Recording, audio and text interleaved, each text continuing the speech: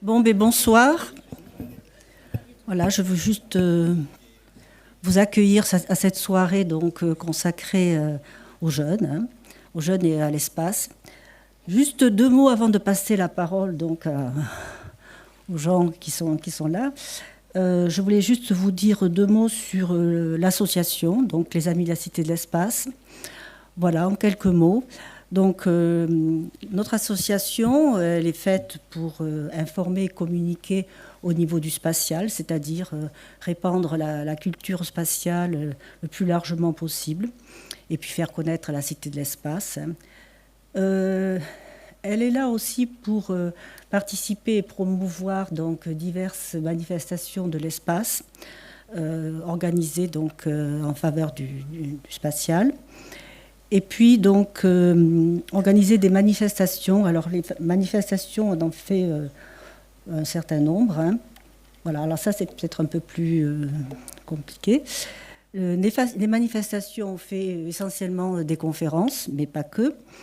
On organise aussi donc le samedi, un ou deux samedis par mois, les samedis découvertes, mais ça c'est réservé aux adhérents. Les conférences sont ouvertes largement à tout le monde peut s'y inscrire. Les samedis découvertes, c'est réservé aux adhérents et puis à leurs invités. On organise aussi chaque année des concours. Alors une année c'est un concours photo, une année c'est un concours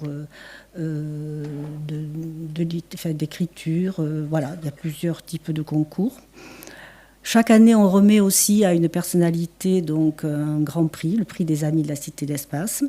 Magali l'a reçu une année. Voilà, puis alors différentes opérations un peu plus exceptionnelles et surtout donc de plus en plus des activités tournées vers les jeunes. Voilà, on a cet objectif là de plus en plus de pouvoir attirer les jeunes vers le spatial. Juste deux mots sur nos prochains événements. Donc le 25 mars, il y a donc une conférence de l'Académie de l'air et de l'espace.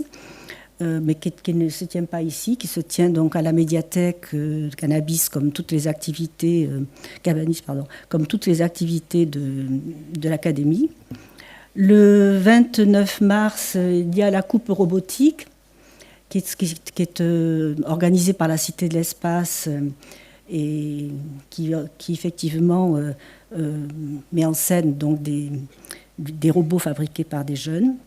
Et puis un samedi découverte aussi fin mars, qui est donc sur les arcs-en-ciel. Ce n'est pas noté ici aussi, mais la prochaine conférence, je crois que c'est le 9 avril, ça sera sur Gaïa. Voilà. Donc moi, je ne veux pas vous prendre plus de temps. Je laisse la parole à Catherine, hein, qui va vous présenter donc la soirée. Merci.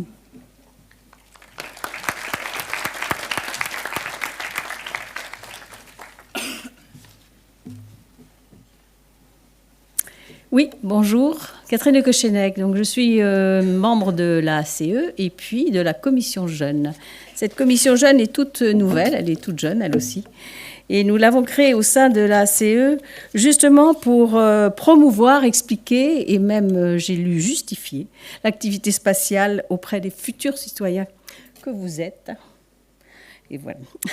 Donc, dans les 2 dernières semaines, on a assisté à la télévision, sur les réseaux sociaux, au lancement d'Ariane 6, au lancement de YAM 8, au retour sur Terre de Sumi Williams et Butch Wilmore.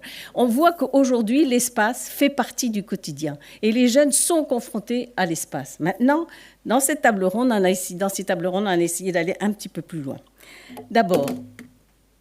D'abord, nous avons souhaité donc savoir comment ils appréhendent le spatial, comment on les amène dans la première table ronde, comment on les amène à penser spatial, à s'investir dans le spatial, à comprendre et à se former.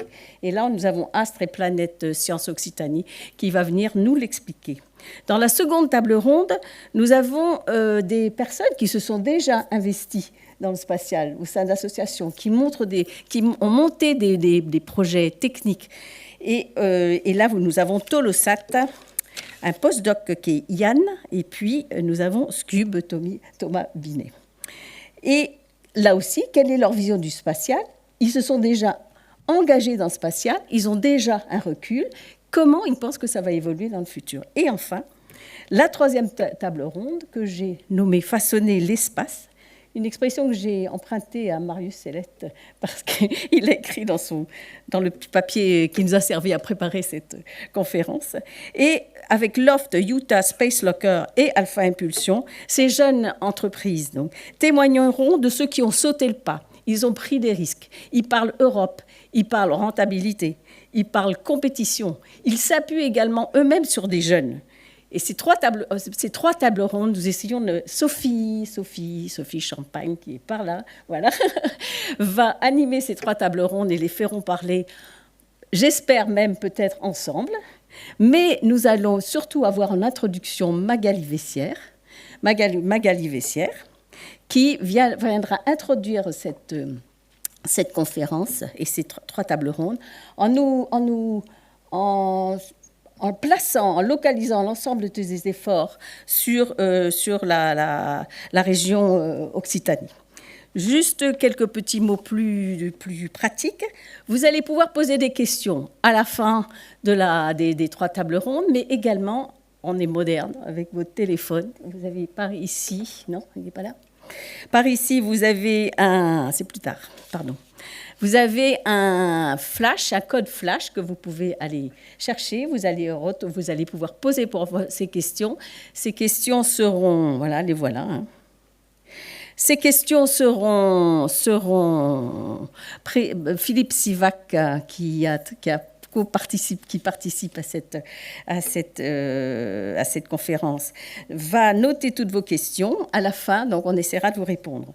Ensuite, nous avons 2 lycéens, qui sont Ambre et Célien, qui vont également venir peut-être nous dire ce qu'eux pensent du spatial, mais surtout aussi, j'espère, nous dire comment ils ont reçu ces tables rondes et qu'est-ce qu'ils auront appris pendant cette petite heure que nous passons ensemble. Ensuite, les conclusions seront Éric Pérez, qui est également membre de la commission jeune de la ACE, et Magali Vessière, qui reviendra avec nous. J'espère que je n'ai rien oublié, Philippe. Non, c'est bon. Très bien. Voilà, à vous. Merci.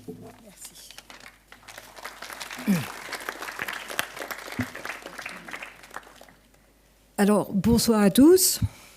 Comme on vous l'a dit, je m'appelle Magali Vessière. Et comme vous le voyez, j'ai eu déjà une longue carrière derrière moi que je vais résumer en quelques mots. Alors, je suis ingénieure, diplômée de Télécom Paris et de Stanford University en Californie. J'ai démarré ma carrière au sein des grands groupes industriels français. D'abord Thales pendant 9 ans, puis Airbus pendant 15 ans. Ensuite... Pardon. Vous m'entendez bien? Oui. Ensuite, j'ai passé 15 ans au sein de l'Agence spatiale européenne en tant que directeur des programmes de télécommunications et applications. Et ce fut une véritable période passionnante de ma vie professionnelle, passée à l'étranger. D'abord 8 ans aux Pays-Bas, ensuite 7 ans au Royaume-Uni. Enfin, j'ai pris la présidence de l'Institut de recherche technologique Saint-Exupéry à Toulouse jusqu'à l'année dernière. Donc j'ai eu une carrière professionnelle que l'on peut qualifier de riche, pour l'essentiel dans le secteur spatial, privé et public, français et européen. Et je n'ai pas pour autant sacrifié ma vie personnelle, car je suis une épouse, une mère et même une grand-mère comblée. Et je me permets cette remarque pour toutes les jeunes femmes qui s'interrogent sur leurs possibilités de carrière. Donc ce soir, je suis venue partager avec vous ma conviction que l'espace est un domaine passionnant, pratiquement sans limite pour la curiosité de chacun, sans limite pour l'envie d'innover, sans limite pour l'envie d'entreprendre de chacun. L'espace, aujourd'hui, c'est bien sûr l'exploration scientifique de l'univers, celle qui fait rêver, l'exploration qui permet de réaliser que plus on découvre de nouveaux phénomènes, mieux on mesure l'immensité de ce qui est inconnu. Pour les missions spatiales habitées, les astronautes sont dans notre société de véritables super-héros pour tous les enfants de 7 ans à 77 ans et même au-delà. L'espace, c'est aussi l'observation de la Terre pour connaître notre planète et évaluer ses risques comme le changement climatique, mais aussi pour observer et surveiller depuis l'espace les activités sur Terre.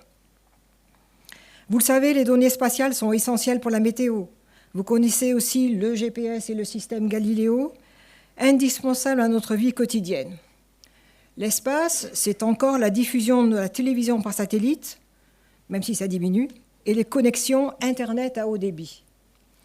Et aujourd'hui, la constellation Starlink de SpaceX, dont on nous parle tous les jours sur nos écrans télé, pèse lourd dans les conflits armés. Finalement, l'espace demain, c'est aussi un foisonnement de nouvelles applications des données et signaux des capteurs spatiaux qui sont encore à découvrir grâce en particulier aux acteurs du New Space. L'espace est donc partout et déterminant pour la vie de chacun sur la planète. Il répond aujourd'hui à des enjeux économiques, à des enjeux de souveraineté et à des enjeux de durabilité de la planète. Mais l'espace, je voudrais insister là-dessus, c'est un domaine où l'on doit raisonner à l'échelle du monde. C'est devenu d'ailleurs un marché mondial, dominé par un acteur privé, SpaceX. Musk, le patron de SpaceX, a véritablement bouleversé en une vingtaine d'années l'écosystème mondial, qui a existé avant lui sans grandes évolutions pendant plusieurs décennies. Avec un coût réduit des lancements, l'espace s'est véritablement démocratisé, laissant émerger de nombreux acteurs privés et étatiques. Et sur ce marché mondial désormais très compétitif, il est crucial d'innover, d'apporter de nouvelles solutions, mais dans le bon timing, à la bonne échelle, pour conquérir de nouvelles positions. Une autre caractéristique du secteur spatial, c'est l'exigence de coopérer dans un contexte de compétition féroce. Coopérer entre pays, et en particulier au niveau européen, pour avoir l'impact nécessaire sur le marché. C'est aussi la nécessité de coopérer entre institutions publiques, comme les agences spatiales, mais les organisations de recherche et les sociétés privées. Dernière remarque générale, il faut garder les ordres de grandeur en tête. Le secteur spatial mondial, dans son sens le plus large, représente une valeur annuelle de 400 milliards de dollars, dont l'essentiel est constitué par les services civils et militaires et les équipements associés, les équipements terrestres. 400 milliards de dollars, c'est beaucoup. Mais je trouve assez intéressant de relativiser cette valeur en la comparant à la seule valeur boursière de SpaceX, qui a atteint 350 milliards de dollars en décembre dernier. Vous voyez le poids de cette société dans le monde d'aujourd'hui. Les seuls segments de marché des constructeurs de systèmes spatiaux et lanceurs représentent un total de 25 milliards de dollars en 2023, ce qui n'est que quelques pourcents du grand marché global dont je vous ai parlé. Ce sont cependant les véritables segments stratégiques de ce marché, en particulier en termes d'enjeux de souveraineté. Donc si maintenant on revient un peu plus directement à ce qui nous intéresse ce soir, c'est-à-dire le spatial de demain pour les jeunes que vous êtes, il y a quelques bonnes nouvelles. D'abord, la France est un pays pionnier du spatial. Et les politiques nationales successives ont permis le développement de la première industrie spatiale au niveau européen, avec 40% des emplois européens dans le segment clé de la construction des systèmes satellitaires et lanceurs. La région toulousaine, en 40 ans, a vu le développement du secteur aéronautique et spatial tripler, en représentant 81 000 salariés en 2022. Ce secteur aéronautique et spatial représente le véritable poumon économique de la région. Nous avons tous une certaine responsabilité, je dirais, sur le développement économique de la région. La région toulousaine est, de fait, la première concentration française du secteur spatial, avec 15 000 salariés, ce qui représente 1/3 des effectifs européens. Ici, vous bénéficiez d'un écosystème complet, en commençant par les organismes de formation, les lycées, puis les universités et les grandes écoles, les organismes de recherche tels que l'ONERA, le CNRS, toute une série de laboratoires spécialisés et reconnus au niveau mondial. Bien sûr, nous avons la chance d'avoir le CNES, mais aussi le commandement de l'espace pour accompagner le développement de l'espace dans le domaine de la sécurité et de la défense. Du côté du secteur privé, il y a les grands groupes tels qu'Airbus, Thales, Safran et tout un foisonnement de nouvelles sociétés, celles qu'on appelle les start-up du New Space. Donc en résumé, pour vous, les jeunes et moins jeunes qui vous intéressez au secteur spatial de demain, je dirais que vous êtes au bon endroit. Toulouse is the place to be. Au bon moment, car il y a d'infinies opportunités. Enfin, et selon moi, il est clair que s'engager dans le secteur spatial aujourd'hui, c'est porteur de beaucoup de sens, je dirais à titre individuel, mais aussi au titre de ce que chacun d'entre vous peut apporter à la collectivité nationale, voire européenne. Donc je vous souhaite à tous une bonne soirée et au-delà, j'en profite pour vous souhaiter une belle réussite dans vos parcours professionnels. Et je passe tout de suite le micro à Sophie qui va se présenter. Merci.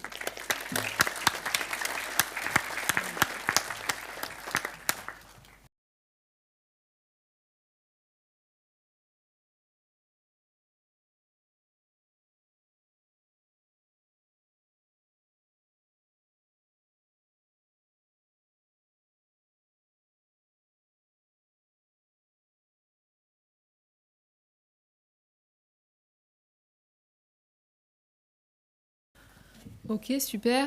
Bonjour à tous et à toutes. Déjà, petit sondage avant de commencer. Qui travaille déjà dans le spatial ici ou qui étudie le spatial? Ouais, mes panels quand même. Ah bah oui. Ok, donc il y a encore quelques personnes peut-être à convaincre ce soir. Très bien, c'est parfait. Alors je suis très contente d'être ici et d'avoir l'honneur de vous accompagner tout au long de ce petit voyage dans le spatial ce soir. Donc je m'appelle Sophie Champagne, je travaille chez Aerospace Valley. Aerospace Valley, c'est un pôle de compétitivité, le pôle de compétitivité le plus important en Europe pour l'aéronautique et le spatial et les drones. Et je suis particulièrement en charge de l'accompagnement des startups chez Aerospace Valley à travers des programmes d'incubation de l'ESA, l'Agence spatiale européenne, et un accélérateur de startups qu'on a chez Aerospace Valley. Alors moi, contrairement à Magali, j'ai une très mince expérience dans le spatial puisque ça fait que 2 ans que j'ai atterri, on va dire, et à Toulouse et dans le spatial. Avant, j'avais plutôt une formation et une expérience en finance et en accompagnement de start-up généralistes. Et la raison pour laquelle je mentionne ça, c'est pour démystifier un peu les métiers du spatial. Parce que non, on n'a pas besoin d'avoir toujours rêvé d'être un astronaute pour effectivement travailler dans le spatial. Donc voilà, qu'on soit clair. Ensuite, je voulais aussi mentionner, dans mon rôle depuis 2 ans chez Aerospace Valley, dans l'accompagnement et la sélection des startups, j'ai eu l'occasion de voir beaucoup de projets qui nous arrivent et des projets très variés. Donc ça me semblait important d'en parler un petit peu pour montrer la diversité, on va dire, aussi bien... alors, qu'est-ce que je m'étais noté des projets voilà, qui vont monitorer la déforestation, par exemple, pour pouvoir lutter contre la déforestation en Amazonie. Des projets qui vont aider à décarboner l'industrie maritime grâce à l'utilisation de la donnée spatiale, évidemment, à l'imagerie spatiale, au GPS. J'ai aussi vu des projets un peu fous qui mêlent le luxe et le spatial, aussi bien pour les... combinaison des astronautes pour les repas du futur tourisme spatial. Il y a aussi des projets qui mêlent le spatial et l'archéologie pour identifier les zones de fouilles de façon plus efficace et voilà, puisqu'il n'y a pas beaucoup de budget. L'agriculture, évidemment, bon bref. Tout ça pour vous dire, et pour recouper avec ce que disait tout à l'heure Magali, beaucoup d'opportunités et des opportunités pratiquement infinies qui recoupent avec tous les domaines d'activité. Donc voilà, un secteur passionnant. Mais sans plus attendre, nous allons embarquer dans ce petit voyage au sein du spatial ce soir, à la rencontre des acteurs qui font l'écosystème régional, afin de vous montrer sa richesse et peut-être de vous convaincre de le rejoindre. Je vous propose, comme nous le disait Catherine en première étape de ce voyage, d'explorer un peu le comment on arrive dans le spatial. Puis en deuxième étape, avec notre deuxième panel, le pourquoi, on va dire, pourquoi est-ce qu'on s'engage, pourquoi est-ce qu'on est dans le spatial.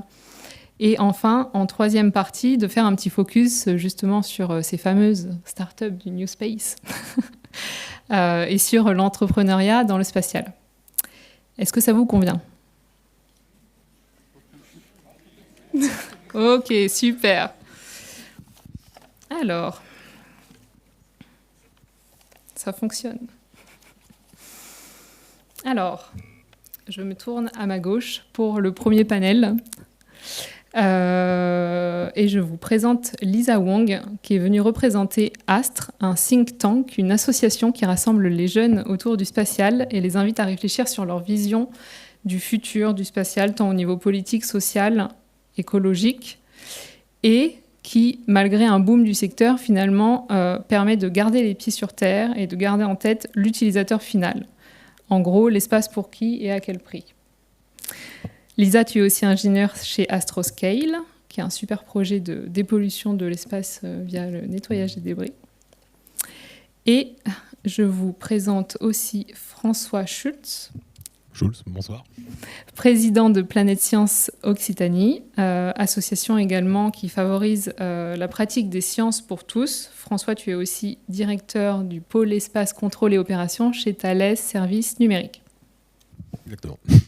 Bienvenue à vous. Dans un premier temps, est-ce que vous pourriez peut-être nous dire 2 mots sur vos associations et quels sont les profils des jeunes qui rejoignent finalement vos associations? Que viennent-ils chercher? Merci. On m'entend bien? Oui, j'ai l'impression. Alors, pour le faire court, Astre, c'est une association qui a été créée il y a 2 ans, qui rassemble des jeunes et qui leur permet de mener des réflexions sur la stratégie spatiale de demain. Donc le profil, c'est des jeunes de 18 à 26 ans, du spatial ou non d'ailleurs, et des domaines techniques ou non techniques. Donc on a pas mal de profils d'ingénieurs bien sûr, mais aussi de personnes qui viennent de sciences politiques, du droit, donc même du commerce. Et juste pour donner quelques exemples, on a aussi des personnes dans l'automobile et on avait quelqu'un aussi qui faisait de l'animation 3D, donc pas dans le spatial, mais en tout cas des personnes qui sont passionnées par le spatial. Et qu'est-ce qu'ils viennent chercher chez Astre? Alors déjà, ils cherchent, je pense, une expérience associative, mais surtout, ils cherchent en fait un espace où poser cette réflexion, où partager du coup leur vision, donc avec les autres membres de Astre, mais aussi ils cherchent une voix et une légitimité. Parce qu'en tant que jeune dans ce secteur, on peut penser que notre réflexion n'est pas, manque d'expérience et peu mature, mais c'est justement ça qu'on met en avant chez Astre. Et même si elle est plus naïve, disons, elle a le mérite d'exister. Et c'est quand même la génération qui sera là, qui sera du coup en poste dans les prochaines années. Donc ça reste important. Voilà. Super, merci. François? Oui, bonsoir tous. Donc, moi, je représente l'association Planète Science Occitanie. Donc, Planète Science, c'est une association qui a l'âge du CNES, une 60aine d'années, et sa délégation Occitanie, donc sur le territoire historique Midi-Pyrénées, puis maintenant Occitanie. C'est une association qui a une 30aine d'années. On a fêté nos 30 ans l'année dernière. Donc une association mature qui a pour objet de promouvoir les sciences et les techniques auprès des jeunes. Donc les jeunes, ça commence autour de 7 ans et jusqu'à 25, mais il y en a aussi à 80 ans qui se considèrent comme jeunes et qui font des belles découvertes parmi nous. Donc, Planète Science a démarré, donc accolé à la naissance du CNES, évidemment, par le spatial, les découvertes, le lancement de micro-fusées, de mini-fusées. Et ensuite, nos domaines phares, ce sont, aux côtés du spatial, l'astronomie, l'environnement et la robotique. Donc, tout à l'heure, Catherine, tu présentais un événement qui allait se passer ici dans 15 jours, les trophées de robotique, la Coupe de robotique junior. Donc, ça va être des jeunes collégiens et lycéens qui vont présenter leur robot et s'affronter sur une thématique donnée autour de la robotique. Et donc, les valeurs même de Planète Science, c'est adresser les sciences et les techniques pour tous les jeunes, le plus large public possible et le plus loin possible, le plus loin en termes de technicité. Donc on va essayer de travailler auprès des publics qui n'ont pas forcément accès aux sciences et aux techniques, public rural, public empêchés, ça peut être des publics avec un certain handicap. Typiquement, on a pu faire de l'astronomie auprès de publics sourds ou même aveugles, et des publics quartiers prioritaires qui ont, pour eux, les sciences et les techniques. Vous parliez tout à l'heure, mais comment on peut faire pour faire venir des citoyens et des jeunes dans l'espace, enfin dans le domaine spatial. On essaye de faire ça à travers des méthodes. En gros, pratiquer les sciences et les techniques par l'expérimentation. C'est vraiment la base. À l'école, en tout cas jusque peu, il y a eu beaucoup de descendants. Là, l'idée, c'est les jeunes apprennent, découvrent l'espace, découvrent les sciences par la pratique, via des projets en équipe, accompagné par un animateur, un sachant, certes, mais il expérimente. Et c'est vraiment notre cœur de notre savoir-faire depuis 60 ans maintenant, c'est d'aborder les sciences et les techniques par ce moyen-là. Ok, super. Et alors, donc, si on rentre un peu dans le vif du sujet, quelles sont les préoccupations principales, aussi bien chez Astre ou chez Planète Science, que les gens viennent chercher? Quels sont les sujets qui font débat, les hot topics en ce moment, on va dire? Alors chez Astre, on a des thématiques, donc on fonctionne par groupe de travail, donc les GT, donc on en a 9. Donc je peux citer par exemple l'exploration spatiale, culture spatiale, financement, gouvernance, développement durable, et j'en oublie sûrement, lanceur. Voilà. Donc l'idée c'est par ces groupes de travail, quand on arrive chez Astre, donc on se met dans un groupe de travail et du coup on participe aux réflexions et aux projets qui sont lancés par les membres de Astre. Donc par exemple, si j'arrive chez Astre, je veux organiser une conférence sur le développement durable, et je me mets dans le groupe de travail et je lance ce projet. Et donc voilà, donc ce qu'on trouve en fait, c'est ces gens en fait, cette communauté qui en fait, dont Astre permet de fédérer du coup la nouvelle génération, une nouvelle génération du secteur spatial. Et dans toutes les thématiques ont autant de succès, ou est-ce qu'il y a une thématique qui a plus de succès? Alors, ce que je peux dire, c'est qu'il y a des sujets qui reviennent quand même souvent sur la table, notamment l'éthique, la durabilité du secteur. Bon, par rapport au contexte actuel, c'est en vogue, disons. Ouais. Donc oui, ça revient pas mal. Après, le but, c'est quand même de réfléchir à ces sujets, donc ça revient pas mal, mais on reste quand même aussi focus sur les thématiques des groupes de travail. Ok, côté Planète Science. Alors, la réponse, elle est multiple, parce que vous allez avoir des jeunes ou des très jeunes qui viennent dans les activités proposées par Planète Science volontairement, dans le sens où ils ont déjà une appétence, même à 7 ans, pour une découverte, les sciences. Donc là, ils vont venir pour apprendre, pour par exemple, apprendre à construire une micro-fusée dès l'âge de 7 ans. Et donc, voilà, ils vont découvrir comme ça. Vous allez avoir des jeunes plus âgés, par exemple des écoles d'ingénieurs, qui vont venir pour également construire, apprendre des techniques très poussée à ce niveau d'études, de construction de mini-fusées, de fusées expérimentales. Donc là, c'est des jeunes qui ont déjà finalement une certaine appétence pour les sciences et techniques, et ils vont venir à Planète Science pour apprendre encore plus, se perfectionner, pour ouvrir leur spectre à peut-être d'autres thématiques également. Et ensuite, vous avez des jeunes qui... donc on intervient également en milieu scolaire, comme je disais, où de base, les jeunes ne sont pas demandeurs en soi, on leur propose. Et là, c'est également des découvertes pour eux. Alors vous allez avoir des jeunes, je vais reprendre l'exemple de la coupe de robotique, qui n'avaient aucune idée de ce que c'était qu'un robot. Alors le robot, c'est aussi peut-être un peu loin du spatial, mais pas tant que ça, hein. Il y a des rovers martiens, il y a des rovers sur la Lune. Donc ces jeunes-là vont découvrir finalement, par la pratique, sans imaginer qu'ils pouvaient un jour faire des techniques et des sciences, le travail en équipe et être capables par eux-mêmes de faire un robot autonome qui allait faire des instructions assez complexes sur une table.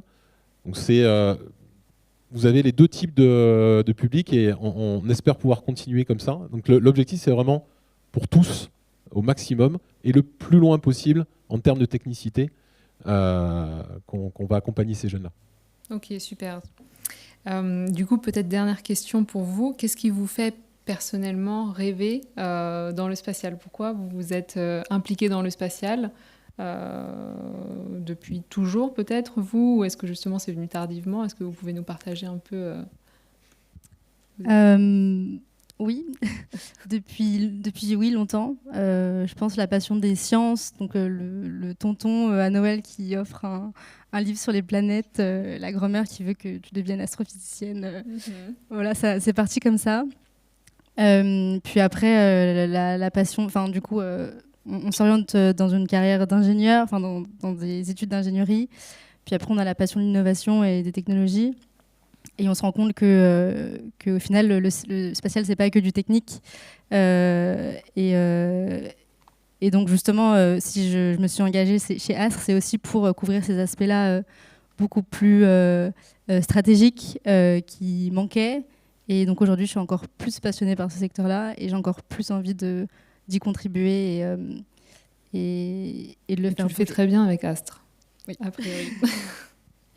Alors, de mon côté, je vais parler un petit peu personnellement, j'ai découvert donc l'association Planète Science il y a plus de 30 ans en tant que simple participant à une colonie de vacances d'astronomie. Et j'avais envie de découvrir ce que c'était que l'astronomie. Et donc à 14 ans, je suis allé dans le Queyras. Et là, d'un coup, j'ai découvert qu'il y avait la Voie lactée, que je n'avais absolument jamais vue étant habitant dans une ville. J'ai découvert donc ce que c'était que le ciel étoilé, le vrai ciel étoilé. Et ensuite, ça c'est déjà une découverte peut-être presque poétique. Et ensuite, j'ai découvert qu'à 14 ans, 15 ans, on peut faire des sciences très, très simples et en même temps assez élaborées, hein, typiquement. Donc à 15 ans, j'ai eu la chance de faire une cartographie d'une étoile, cartographie jusqu'à l'élaboration d'un spectrographe, donc d'un spectre d'étoiles pour la qualifier. Voilà. Donc ça a été ma découverte des sciences jeune. Et ensuite, j'ai poursuivi ma carrière dans le spatial. J'ai eu la chance de pouvoir effectivement être ingénieur et travailler depuis presque 20 ans maintenant dans ce milieu-là. Et mon phare, c'était aussi de pouvoir accompagner les futurs jeunes. C'est pour ça que je me suis ensuite engagé dans cette association. Et donc là, en tant que président depuis plus de 10 ans. Et je vais vous faire une petite confidence. On a eu notre assemblée générale le samedi dernier.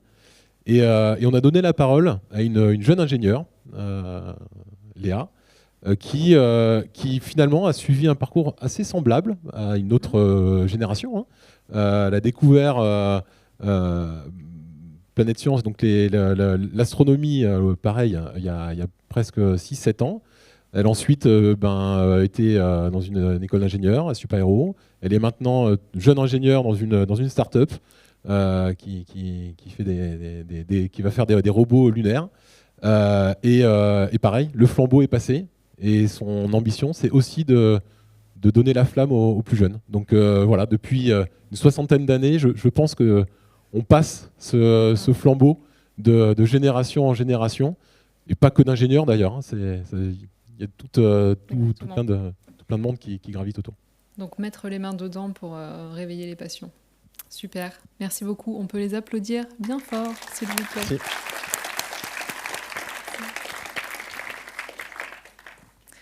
Je me tourne maintenant vers mon deuxième panel. Bonjour. Ah oui, exact. Je vous rappelle aussi que vous pouvez envoyer des questions. Ah oui, voilà, le QR code qui passe. Alors, mon deuxième panel. Je vais commencer par vous présenter. Je vais donner que les prénoms parce que certains noms de famille étaient très durs à prononcer. Yann, d'abord, tu t'es intéressé à l'aéronautique avec une licence de pilote privé et une passion pour l'aéromodélisme. Tu découvres le spatial pendant tes études et tu es aujourd'hui doctorant en milieu de thèse CNES-CNRS. C'est ça. Bonjour. Bonjour. Je sais pas. Ça l'est. C'est bon. Nicolas, toi, tu es en apprentissage chez Thales Alenia Space Insight et a également été président de Tolosat. Exactement. Bonjour.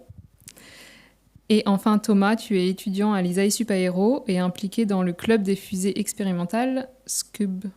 C'est comme ça qu'on prononce ? SCUB. SCUB, ok.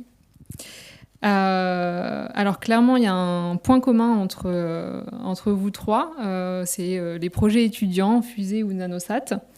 Donc Thomas avec Scube et Scalar, Nicolas avec Tolosat, Yann avec IPSA Space System et des initiatives du CNES comme C-Space et Perseus. Est-ce que vous pouvez commencer peut-être par nous parler rapidement justement de ces projets étudiants, ce qu'ils vous ont apporté ou ce qui vous apporte encore aujourd'hui, du coup, vu que c'est encore au présent. Ouais. Vas-y.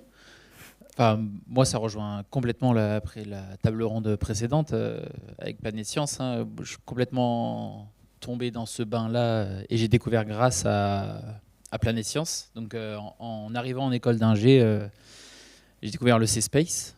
Donc, c'est une campagne... c'est la campagne nationale de fusée expérimentale qui se tient une fois par an dans le sud de la France. Bon, c'était ailleurs avant. Et ça donne l'opportunité aux jeunes de participer à des projets concrets de fusée expérimentale. Donc c'est exactement, je pense, l'association SCUB, hein, que je connais très bien parce que j'ai fait 8 C-Space. Et ça, c'est vraiment ce qui m'a donné en tout cas la passion. Et ce qui, en plus des cours qu'on voit en école d'ingé, d'appliquer vraiment... les techniques qu'on apprend dans des projets concrets, et puis c'est ça qui, je pense, qui donne vraiment la passion, quoi, et l'intérêt pour ce qui fait déjà un meilleur ingénieur, et puis en plus ce qui est la source, voilà, d'intérêt. Et donc il y a plein d'initiatives comme ça. Enfin, moi j'ai l'impression que je les collectionne malgré moi. Le CNES propose pas mal de choses, le CNES entre autres. Hein, là, plus récemment, donc, j'ai fait mon stage à Nanolab Academy, qui est un autre projet étudiant qui permet de donner principalement des stages de fin d'études aux jeunes. Et ça, c'est vraiment génial pour finir de se former très concrètement avant de passer dans la vie professionnelle. Et puis, il y a aussi le projet Perseus, qui est un peu l'analogue de Nanolab Academy, mais pour peut-être une plus grande gamme d'étudiants dès les premières années en fait, d'études, mais plus pour les fusées expérimentales. Donc il y a pas mal d'initiatives qui sont à disposition des jeunes. Et je pense ça c'est un super moyen de se plonger dans ce milieu. Et en fait, on peut y arriver très tôt. Par exemple, le C-Space, moi je l'ai découvert tard, que en école d'ingé, entre guillemets, mais j'ai vu des jeunes collégiens qui faisaient des fusées bien meilleures que certains ingénieurs. Je ne dénonce pas. Donc on peut s'y mettre très très tôt et découvrir ça dès les plus jeunes âges, quoi, pour Pour découvrir, pour réveiller ouais. les passions, pareil. Et puis après, du coup, pour trouver des stages et les premiers emplois plus facilement aussi. Donc, ça aide énormément, parce que pour trouver un stage, faire valoir oui. que dès le collège, on faisait des fusées expérimentales, mais c'est une avance monumentale, quoi. Ça, c'est sûr. Ok, top, merci. Donc, pour reprendre ce que disait un petit peu Yann par rapport à l'engagement, c'est vrai que moi, typiquement, ça m'est arrivé un peu plus tard. C'était quand j'ai commencé mon DUT.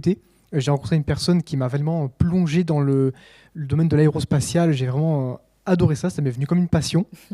Et donc, j'ai pu, grâce à ça, m'investir, on va dire, dans des projets associatifs. Le premier que j'ai réalisé, c'est quand je suis parti 1 an au Canada après mon DUT, où j'ai participé du coup dans un club d'une conception d'un lanceur à haute altitude, où donc j'ai pu rejoindre du coup des passionnés de spatial et avec eux pendant 1 an travailler sur la conception d'un lanceur qu'on a pu tirer ensuite aux États-Unis. Donc ça a été vraiment une expérience exceptionnelle pour moi et ça m'a donné l'envie vraiment de continuer dans cette thématique et dans ce domaine qui est le spatial. C'est ce qui m'a aussi donné envie, du coup, ensuite en revenant en France, en rentrant à l'ENSET, de rejoindre le projet Tolosat. Donc, c'était un projet que j'avais déjà en ligne de mire depuis plusieurs années, parce que je suivais un petit peu de loin, on va dire, son évolution. Et donc voilà, pour présenter en 2 mots, le projet Tolosat, c'est un projet de nanosatellite, 100% étudiants, c'est-à-dire qu'on est que des étudiants à le développer, on n'est pas accompagné directement par des ingénieurs ou d'autres personnes. Ce qui permet vraiment d'avoir directement les mains sur le projet et de découvrir toutes les étapes de la conception d'un satellite, avec ses contraintes, ses différents systèmes, etc. Et je trouve que voilà, c'est vraiment un projet vraiment excellent, je dirais même exceptionnel, parce que c'est assez unique cette idée de développer un satellite uniquement entre étudiants. C'est très formateur et aussi, comme le disait Yann, ça propose une expérience toute particulière qui sera reconnue dans le côté professionnel. Donc ça permet du coup de développer sur un cas concret, ça permet d'accéder après à des stages, etc., de développer son réseau. Mais sur un point de vue plus personnel, ça permet aussi de développer ses compétences, de développer ses connaissances dans le spatial en parlant avec des experts, en parlant avec des passionnés. Et c'est vraiment ce que je trouve génial dans ce domaine, quoi. On sent toute ta passion en tout cas. Merci. Merci beaucoup. Ouais, et puis pour moi, de façon très originale, j'étais passionné depuis toujours. Et en arrivant à Super Héros, forcément, tomber sur un club qui fait des fusées expérimentales, il a fallu à peu près 1 seconde pour me convaincre de le rejoindre.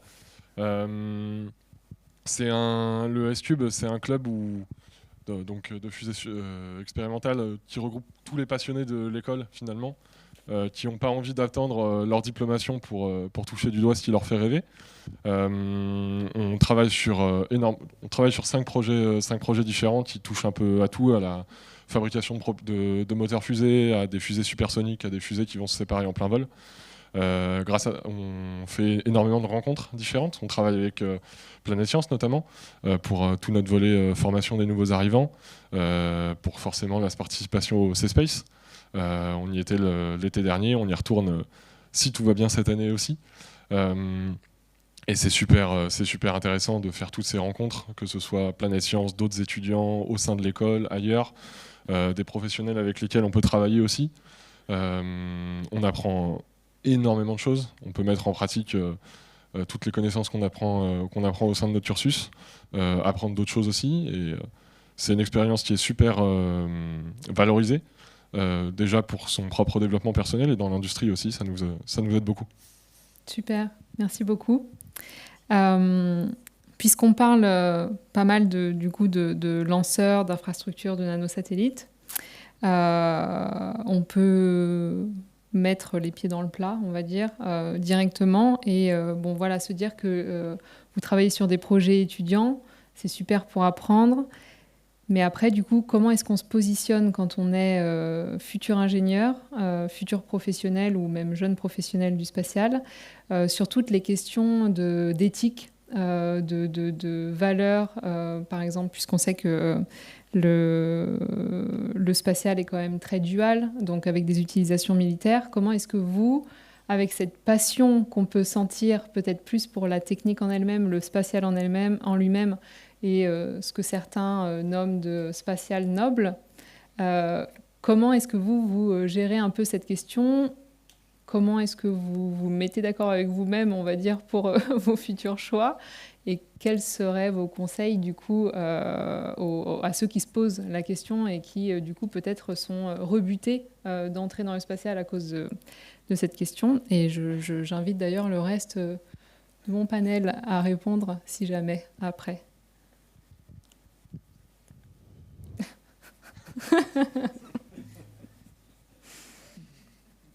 C'est une question profonde. J'aime bien les questions profondes. L'éthique. Déjà, chacun place la barre de sa propre éthique là où il le veut. C'est vrai que moi, du coup, je suis plutôt dans le... Alors, je suis arrivé parce que j'étais très intéressé par la technique, parce que je suis quand même ingénieur de base. Et puis là, je suis un peu plus en train de basculer dans l'aspect science, avec la thèse.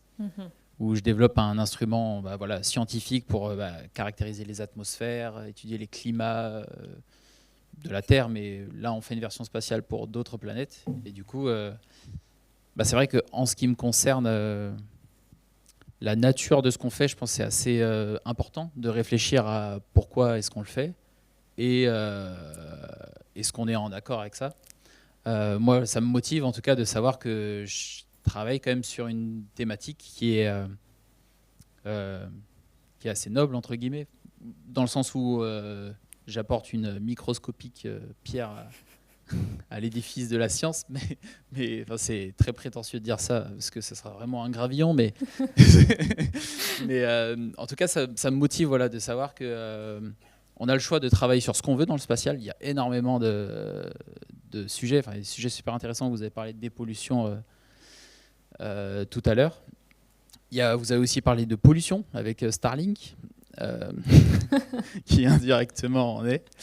Et donc, je pense que c'est important en tant que jeune de savoir ce qui nous motive et ce qui est important pour nous. Et de placer la barre, comme tu disais, en fait. C'est Bah, important c'est d'y ça. avoir réfléchi avant de rentrer, effectivement. Ouais. Enfin, je pense que la question la plus éthique en ce moment, bon, il y a l'armement de l'espace, mais je suis peut-être pas assez qualifié pour parler de ça, mais il y a aussi les aspects de pollution spatiale. Le fait de lancer des choses qui ont du sens dans l'espace, des choses importantes qui contribuent à la société ou à la science, et de ne pas lancer n'importe quoi et dans certaines conditions. Enfin, la France est très proactive là-dessus avec la LOS, surtout le CNES.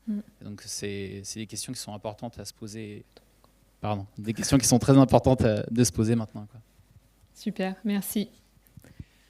Oui, c'est vrai que je dirais aussi également que, voilà, comme Yann l'a dit, le domaine de l'espace est très vaste, qu'à de le dire. C'est-à-dire qu'on peut, travailler tant pour, d'un côté, l'exploration spatiale, du côté civil, l'observation de la Terre, avec notamment des programmes comme Copernicus, comme de l'autre côté, des programmes militaires, des programmes pour la défense, pour la surveillance de l'espace, etc.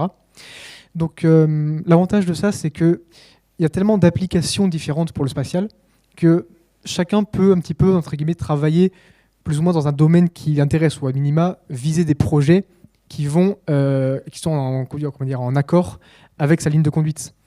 C'est-à-dire aujourd'hui, que ce soit alors là je prends que l'exemple des satellites, ou des vaisseaux spatiaux en général, on a du coup de plus en plus de programmes d'exploration spatiale, d'exploration robotique, on a de plus en plus de programmes de surveillance de la Terre, de télécommunications. Donc, les personnes qui seraient là, je m'adresse aux personnes qui seraient un petit peu, on va dire, rebutées par le spatial en se disant que y a quand même, voilà, des fois, il y a un lien très fort avec la défense, que des fois, ça va être, comme là récemment, un lancement d'Ariane 6, donc pour l'observation optique, des fois pour le compte de la DGA, etc. C'est pas forcément que ça, voilà, c'est vraiment, vous pouvez plus ou moins travailler dans les projets qui vous intéressent. Si vous êtes plus dans l'exploration spatiale, dans l'observation de la Terre, dans monitorer le changement climatique, ce genre de choses, tout est possible. Il y a vraiment un champ d'application énorme. Donc, franchement, allez-y. Ne vous arrêtez pas juste à ça. Si ça vous intéresse, foncez, quoi. Super, merci beaucoup. Ouais, je vais rejoindre un peu ce qu'ont dit mes collègues. Je pense qu'il y a effectivement besoin d'un spatial utilitariste, un spatial qui fait rêver, et dans le monde dans lequel on vit, un spatial pour la souveraineté aussi. Et c'est à chacun de se positionner à quelle partie il ou elle espère contribuer. Nous, au sein du Club Fusée, on s'est posé cette question-là il n'y a pas longtemps. Certains voulaient aller plus loin dans tout ce qui est avionique et contrôle de nos fusées. Donc forcément, on en arrive à se poser la question d'une fusée téléguidée, qui devient donc un missile. Certains étaient partants pour l'aventure, d'autres non. Enfin, voilà, c'est à chacun de déterminer où est-ce qu'il veut apporter son gravillon. Super, merci beaucoup. Peut-être si à ma gauche, on veut réagir à cette question du spatial dual ou pollution du spatial.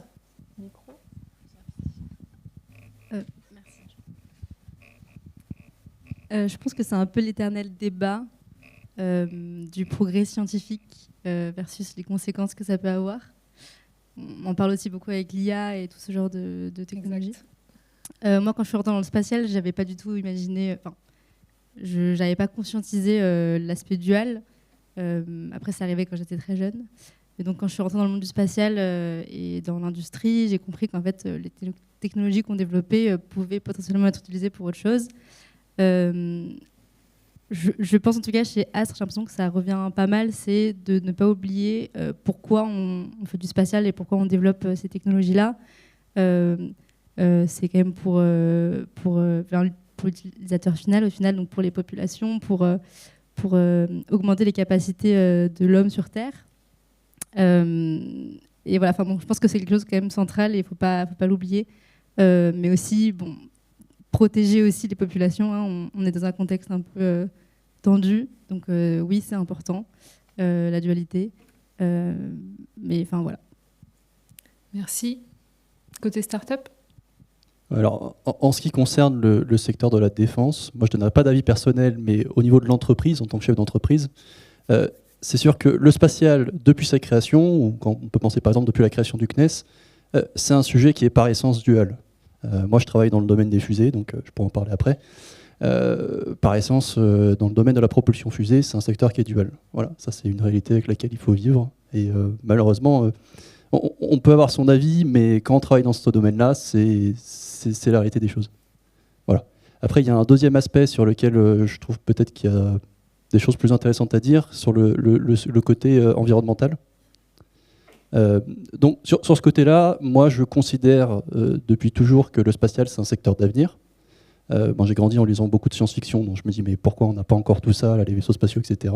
Je ne comprends pas, donc allons-y vite. Et c'est l'idée de se dire que sur le côté environnemental, le spatial, c'est un secteur qui est quand même relativement nouveau et sur lequel il y a tout à faire. Donc, si on veut un spatial qui soit plus raisonnable et un peu mieux construit que ce qu'on a pu voir sur Terre, c'est à nous de le faire maintenant. Donc, le mieux, c'est de apporter les bonnes valeurs, justement. C'est ça. Ok, super. Très bien. Merci beaucoup. Moi, on peut applaudir notre panel numéro 2. Ah, pardon. Ah, pardon. Pas grave. Vas-y. Si. Non, mais je voulais dire aussi que par rapport à cette question environnementale, je voulais rebondir. Parce que du coup, on en reparlera, mais nous, on est une start-up en environnement. On travaille sur la ressource en eau. Et en fait, à tous vous écouter, j'ai l'impression qu'on est un peu l'upcycling du satellite. Et du coup, pour la valorisation de choses qui ont déjà été, de données qui ont déjà été collectées. Et du coup, je pense que ça rentre dans cette démarche. Et ça peut être... je pense que c'est quelque chose sur lequel c'est bien d'avoir des réflexions, tous ensemble. Effectivement, on va y revenir plus en détail pour le panel numéro 3. Donc, on peut applaudir le panel numéro 2. Merci beaucoup. Ce qui nous amène du coup tout naturellement vers le panel numéro 3 et les startups. Pourquoi ? Ah. Oui, pardon. Hop. Non, pas de chaise. J'ai pas envie de m'asseoir, mais...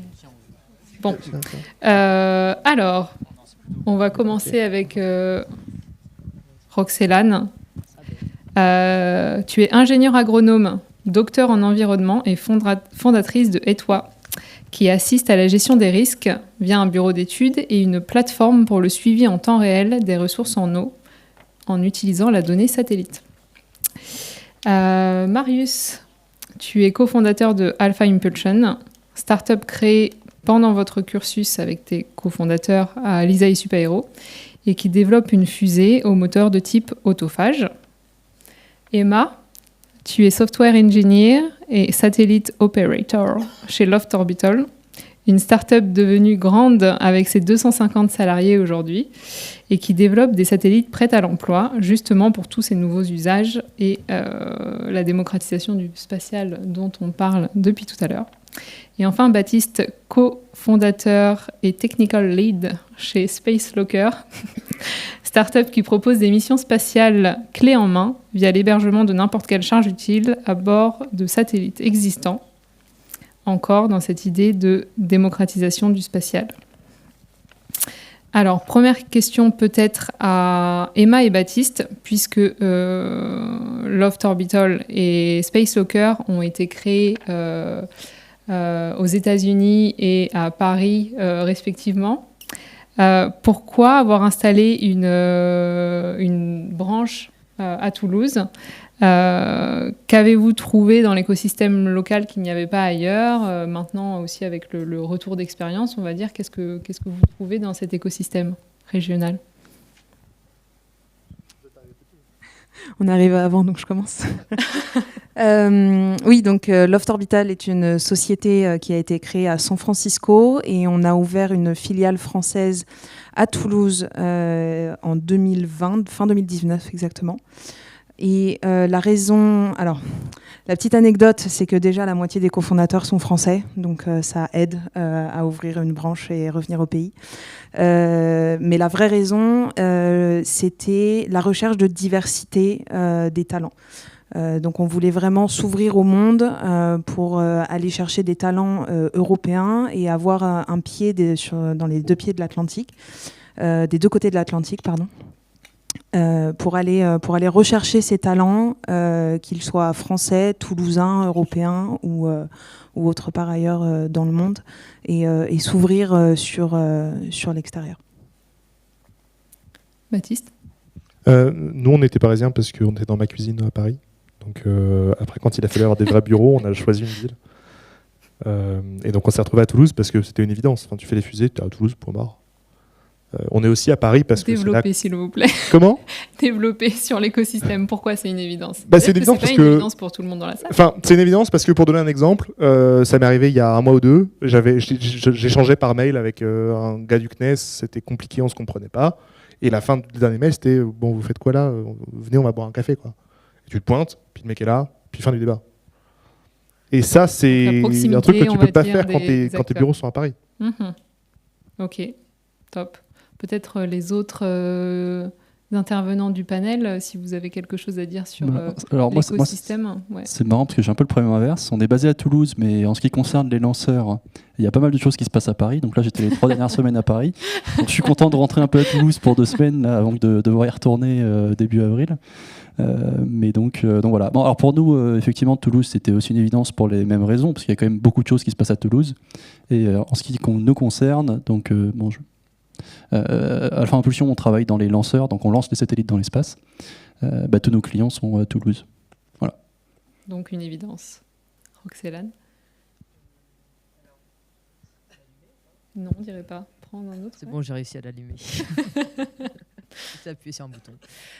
Oui, nous, en fait, et toi, on est issus de la recherche toulousaine. Donc, on est issus de l'Université de Toulouse, anciennement Paul Sabatier. Et du coup, forcément, de par la proximité du CNES, de par les labos de recherche qui travaillent dans le spatial et sur la télédétection, on a des affinités et on finit par savoir la connaissance et le savoir pour exploiter et valoriser les images satellites. Voilà. Ok, super. Et donc peut-être pour rester un peu dans ces questions sur les écosystèmes, quel serait votre retour sur l'écosystème européen en tant que puissance européenne, la place de l'Europe dans le spatial ?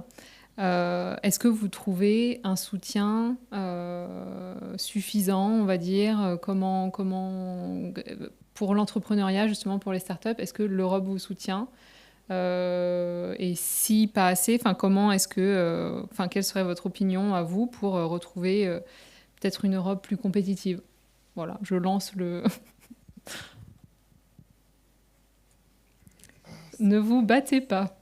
Moi, je peux commencer si vous voulez. Comme ça, après, on se retranscende sur le spatial. Du coup, nous, comme on a un peu de casquette, donc on travaille dans le spatial, mais aussi dans tout ce qui est environnement, gestion de la ressource. Donc là, il y a beaucoup de programmes européens, vu qu'on est très tourné sur la sécurisation des populations, pour permettre l'ensemble des usages de l'eau, pour pouvoir procurer de l'eau à tout le monde, mais faire en sorte que l'eau ne soit pas trop une menace non plus. Voilà. Donc là, pour le coup, sur les aides européennes qui se concentrent sur ce qui se passe sur Terre, mais il y a quand même pas mal de démarches et on est quand même très proactif. Et surtout sous le spatial, on a intégré ESABIC récemment et du coup il y a quand même des guichets d'aide, j'ai l'impression, qui existent et qui sont quand même pas mal développés. Après, je connais pas encore assez, donc là je passe la main sur la place dans le monde. Oui, je peux donner quelques exemples qu'on a chez Loft. Donc, c'est aussi une des raisons pour lesquelles on est venu s'installer en Europe. C'est tout le système de financement de l'innovation, que ce soit en France ou en Europe. Donc, quand on est arrivé, c'est une des premières choses qu'on commence en tant que toute start-up. C'est remplir des dossiers régionaux, des dossiers BPI et aller adresser des guichets européens. Avec l'aide et l'accompagnement de personnes dédiées, que ce soit chez Aerospace Valley ou ailleurs. Mais le problème, je dirais, c'est que c'est de la subvention. Alors qu'aux États-Unis, quand on a des contrats, c'est des contrats.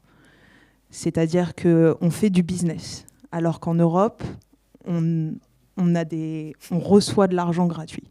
C'est jamais gratuit, mais c'est pour simplifier un petit peu. Non, je rebondis sur ça. Enfin, moi, j'avais pas prévu de parler de pognon parce que l'Europe est quand même connue comme étant la source de grattage de thunes privilégiée pour le secteur. Le CNES aussi. Bonsoir à tous les camarades du CNES qui nous financent. Vous êtes très... merci à vous. Non, mais c'est aussi pour ça que le sujet est casse-gueule, parce que il y a évidemment les débats de financement, et après il y a la question de qu'est-ce que nous, en tant qu'Européens citoyens, on veut, de manière plus générale, avec l'aérospatiale défense, faire de nos 27 pays, plus des copains autour, plus les Suisses au milieu, avec ces trucs-là. Et donc, ce que tu décris avec de la subvention, c'est très adapté pour de la R&D. Il y a plus de contrats quand même sur le downstream. Je pense que vous avez de l'argent qui sont des vrais contrats d'applicatifs. Mais sur l'upstream et sur l'infrastructure, l'objet, le hardware, les Européens commencent à peine à se réveiller, à se dire on va posséder en propre des trucs dans 10 ans, peut-être. Et puis après, il y a les Allemands, quoi. Enfin bon. Et donc, ouais, pour revenir donc, sur un autre exemple, donc on a monté une filiale aux États-Unis qui s'appelle Loft Fédéral parce qu'on a gagné un contrat avec l'armée américaine. Mm-hmm. Donc on est allé chercher l'armée américaine, qui est le plus gros budget du militaire aux États-Unis d'ailleurs. Donc c'était nécessaire pour survivre sur le marché européen. Faut aller chercher ces contrats-là. On gagne un contrat.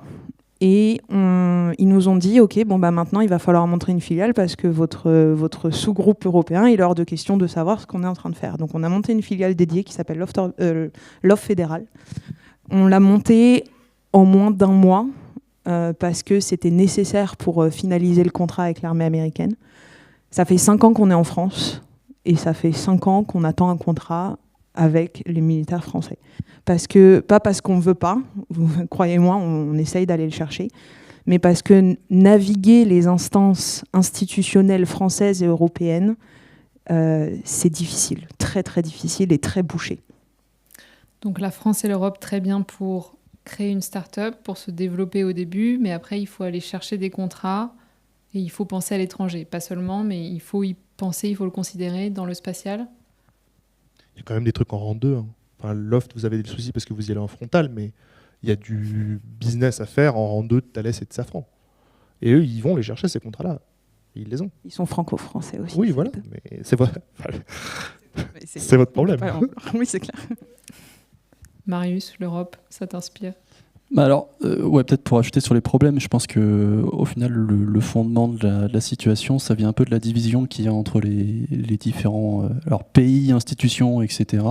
Là, pour l'instant, quand vous avez entendu du coup mes collègues parler, on a parlé du CNES, on a parlé de l'ESA, on a parlé de l'Europe, donc la Commission européenne. On peut penser à l'EIC, l'EIB, bon, ils sont pleins là, côté Europe. Bon, voilà, après, il y a plein d'autres sujets. C'est un peu compliqué de s'y retrouver, surtout quand on est une start-up, puisque dans chaque énorme institution, il y a plein d'interlocuteurs différents. Moi, je parle au CNES côté Toulouse et côté Paris. Ils ne se connaissent pas forcément entre eux. Donc, bon, on essaie de faire réunion, comme ça, ils peuvent se rencontrer. Mais du coup, c'est un peu compliqué de trouver un peu pour les guichets de financement. Et bon, d'autant plus, je ne vais pas m'étendre trop sur le sujet, mais dans le secteur dans lequel je travaille, qui sont les moteurs fusées, qui est un domaine, bon, j'en ai parlé tout à l'heure, qui est extrêmement stratégique pour son aspect dual. Du coup, personne n'est d'accord parce que chacun veut faire son truc dans son coin. En ce moment, il y a un sujet entre l'Agence spatiale européenne et le CNES sur les moteurs à forte poussée. Donc, en fait, ils ont vu ce qui se passait aux États-Unis avec SpaceX sur le moteur Raptor, donc un très gros moteur. Et du coup, l'ESA a dit on va faire ça ensemble. La France a dit mais moi j'aurai un meilleur positionnement si on fait ça dans notre coin. Et après, je rejoins l'ESA. Donc là, c'est un peu des sujets de discussion en ce moment de savoir comment est-ce qu'on peut faire ça intelligemment.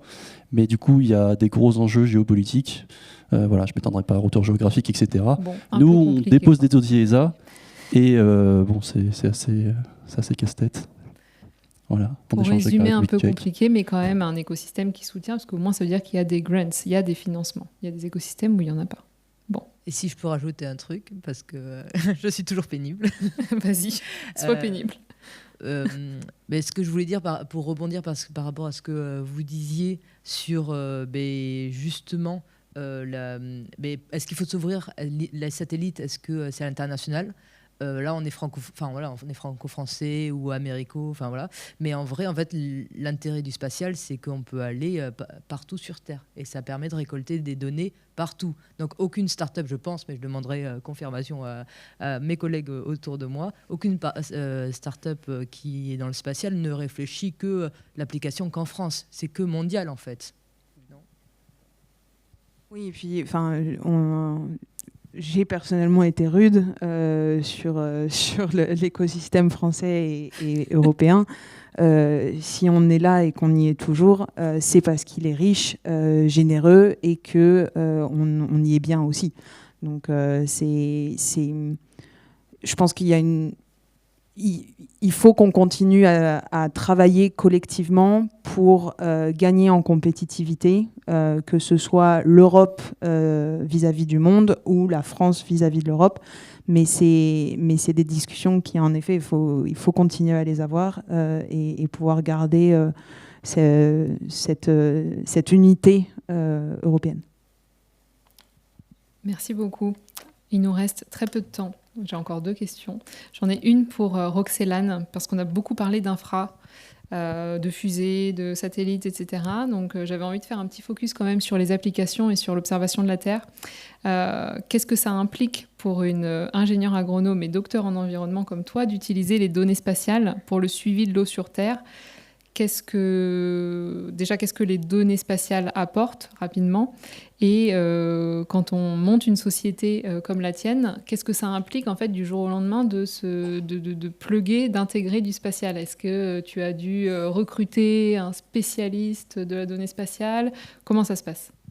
On y va pas à pas, petit à petit. En fait, le spatial, il est, comme a été dit en introduction, il est dans nos vies tous les jours, quoi. Et nous, dans le domaine de l'eau, on passe beaucoup par la cartographie, donc par la géomatique. Et en fait, la cartographie, au bout d'un moment, si on veut avoir des données à plus large échelle, aller un peu partout dans le monde, surtout dans les pays en voie de développement, en fait, on passe par du spatial parce que ça couvre l'ensemble de la Terre, sous guillemets, de certains produits. Bon, il y avait des petites astérix quand même, mais globalement, c'est quand même très très puissant. Et en fait, comment est-ce que nous on est monté, c'est qu'on utilise des produits de type les MNT, donc les modèles numériques de terrain, qui permet d'évaluer la topographie. Et en fait, ça c'est un peu la base d'entrée. Et en fait, tout ce qui est optique et radar, ça permet d'avoir un spectre d'informations, mais incroyable. Et nous, notre application et du coup notre connaissance du vivant, des processus, ça permet de savoir quoi faire en fait et d'avoir de nouvelles idées et d'innover sur avec telle bande on peut faire ça. Et comment est-ce qu'on fait pour apprendre? On travaille avec des chercheurs, on a beaucoup créé de collaborations au début et après on recrute en interne. Voilà.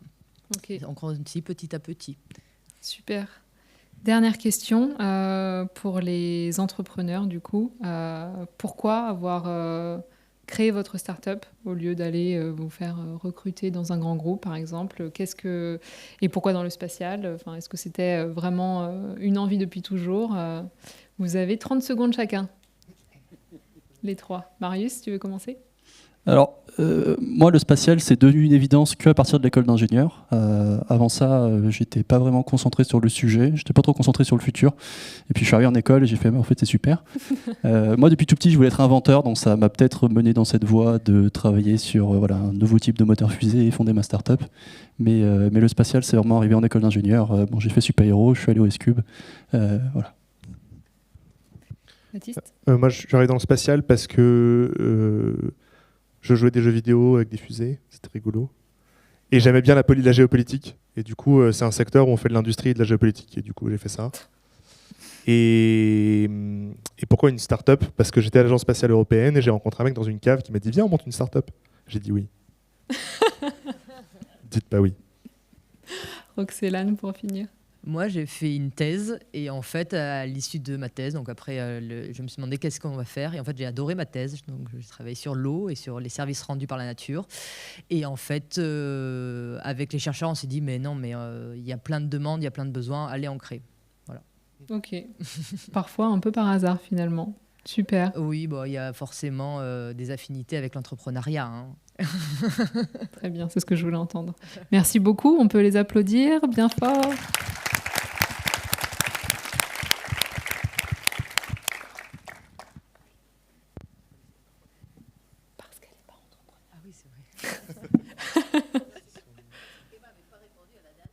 Mais je ne suis pas cofondatrice de Loft Orbital. C'est pour ça. Tout est Moi, calculé. J'ai été recrutée. Tout est sous contrôle. Question du public. On a un micro qui tourne.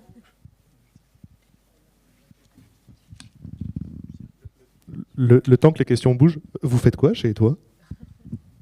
En fait, on développe des algos pour mieux évaluer la ressource, donc la quantité de la ressource, mais surtout la qualité. Donc, à partir de la couleur de l'eau, on arrive à évaluer les phénomènes d'eutrophisation. Donc, c'est les propagations d'algues qui sont très utiles pour éviter qu'on se retrouve avec une bonne gastro ou plus grave. Et en fait, on arrive à détecter, en observant le passé, on arrive à évaluer quel impact ça va avoir sur le moyen et long terme, et notamment l'impact du changement climatique. Donc voilà. Mais on pourra en parler plus. J'ai un stand si vous êtes intéressés. Merci. Y a-t-il des questions dans la salle? Marc? N'hésitez pas, on est entre nous. Bonsoir, Marc Alban, ancien directeur du Musée de l'Air et de l'Espace et concurrent de la Cité de l'Espace, je le dis en souriant bien sûr. Je voudrais faire, on parle bien d'attirer les jeunes vers les métiers de l'espace. Il y a des choses à leur dire, en particulier qu'il y a une diversité de métiers qui est absolument extraordinaire. Vous m'entendez pas? Si, c'est bon? Ça passe? Ok, merci. Voilà, donc il faut leur dire qu'il y a une diversité de métiers qui est absolument extraordinaire. Et la deuxième chose, il existe bien sûr les grands groupes, tous ces grands groupes qu'on connaît bien. Et je suis heureux d'avoir entendu parler ce soir de start-up. Il faut dire à ces jeunes qu'il y a un métier, il y a un vivier formidable. À l'heure actuelle, il y a à peu près 70 start-up dans le spatial. Il faut dire à ces jeunes, il faut y aller. J'ai rencontré des jeunes, et j'en vois encore ce soir, des jeunes qui ont créé leur propre start-up. Je pense en particulier à un ami qui s'appelle Stanislas Maximin, qui a créé Latitude. Il a 24 ans et je trouve ça fabuleux. Donc il faut dire à ces jeunes qu'il y a vraiment là quelque chose à faire. notamment grâce à l'écosystème justement dont on parlait, régional, national et européen. Merci beaucoup pour cette intervention. Y a-t-il d'autres... Et juste pour rebondir sur cette remarque, parce que j'ai toujours quelque chose à dire, je suis complètement d'accord avec votre attitude. Et c'est justement quand on est jeune qu'on peut prendre des risques. Parce qu'en fait, et moi, c'est ce qui m'a... Quand j'ai créé la start-up, j'avais très très peur, pas d'expérience, femme en plus, beaucoup le syndrome de l'imposteur. Et en fait, quelqu'un m'a dit, de très sage, m'a dit, mais... Là, aujourd'hui, tu n'as pas de maison, tu n'as pas d'enfant. Bon, ça a changé depuis. Mais tu n'as pas de maison, tu n'as pas d'enfant, tu n'as rien à perdre, quoi. Le pire, c'est que après, tu mets ton CV et que tu crées. Enfin, et que tu trouves un emploi. Recherche, voilà. ouais. Recherche, non, pas. Ouais. Peut-être en relation là, avec cette question des startups, il y a eu une question qui a été posée sur le chat. Là. Quel poids ont les startups dans le monde du spatial aujourd'hui ? Je ne sais pas si quelqu'un dans l'audience, dans les participants a la réponse.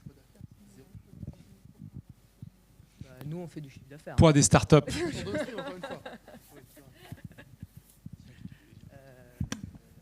Mais non, mais en termes de valorisation.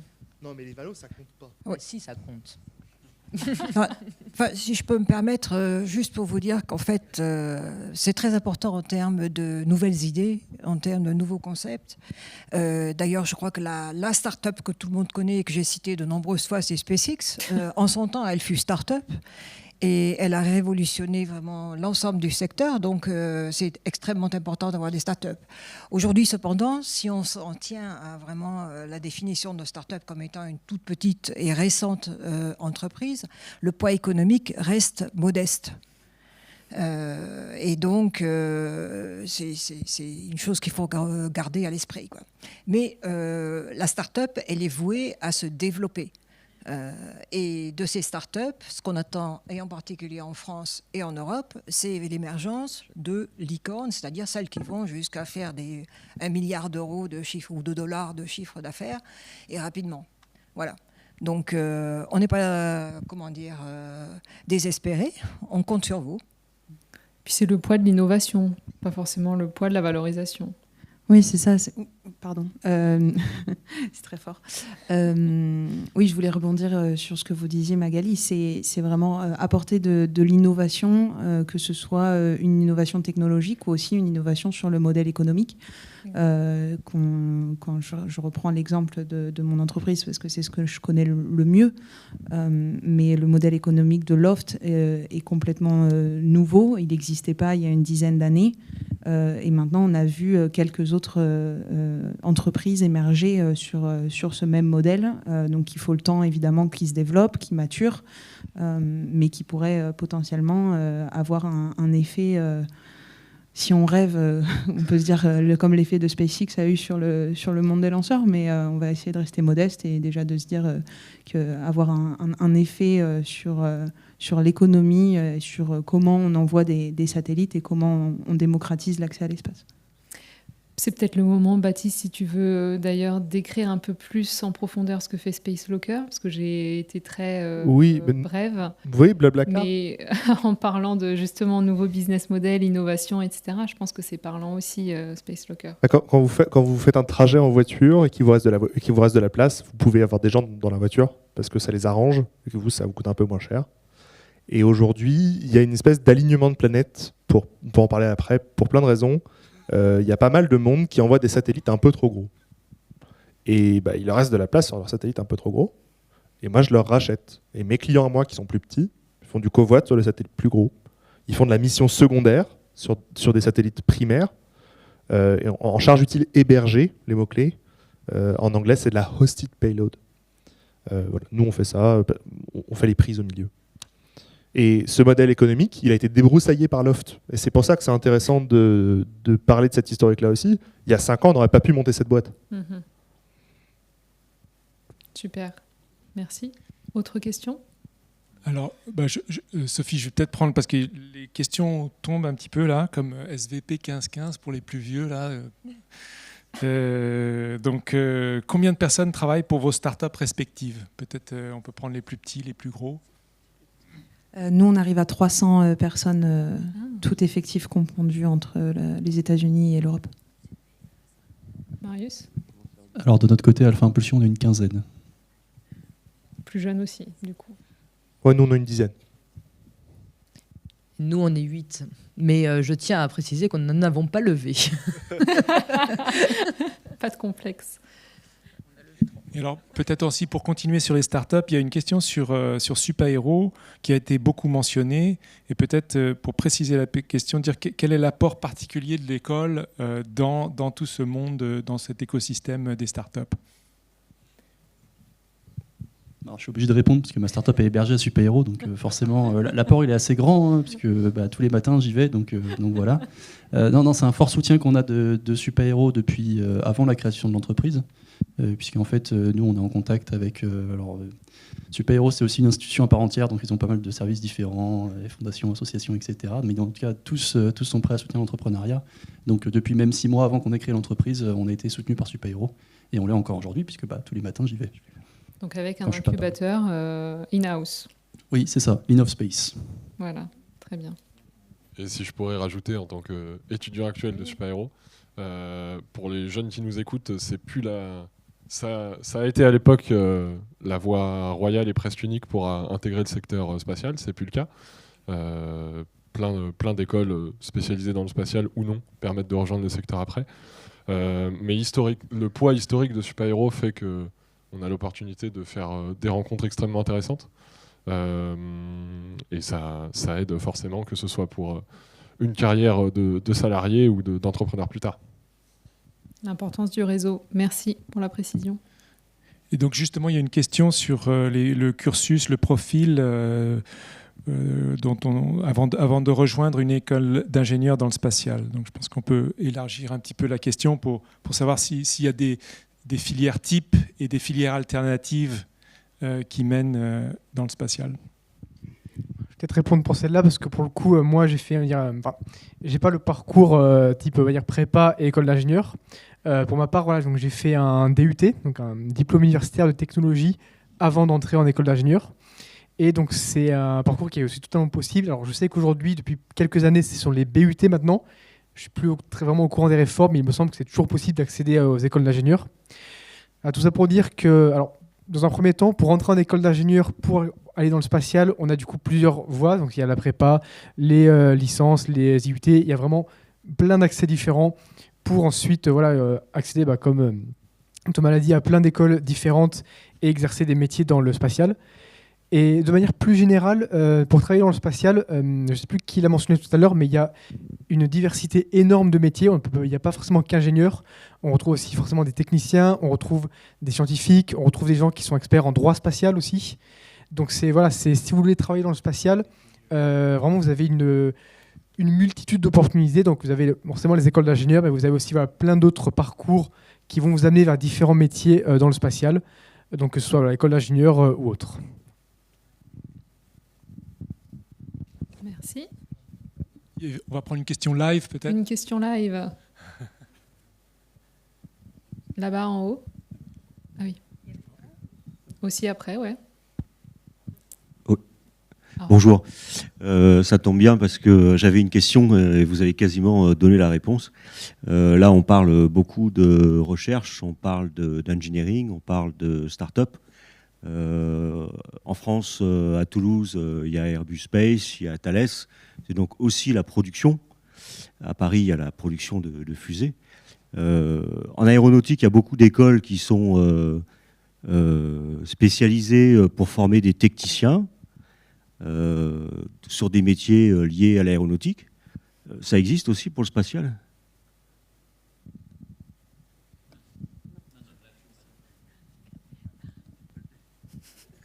Non, alors je ne suis pas d'accord avec ce qui vient d'être dit. Un des vrais problèmes à l'heure actuelle, vous venez de parler des techniciens. Bien sûr que, en particulier, les startups vont avoir besoin de techniciens pour produire. Or, il n'existe pas en France de filière pour former des techniciens du spatial. Je tiens à le dire, c'est quand même très important. On est d'accord ? En pratique, peut-être pour donner des indices, ce qui se passe, c'est que des gens qui sortent des écoles d'ingénieurs mal réputées font des boulots de techniciens. Et c'est un peu dommage parce que c'est des gens qui ont bac plus 5 et qui auraient pu faire 2 années de trucs intéressants.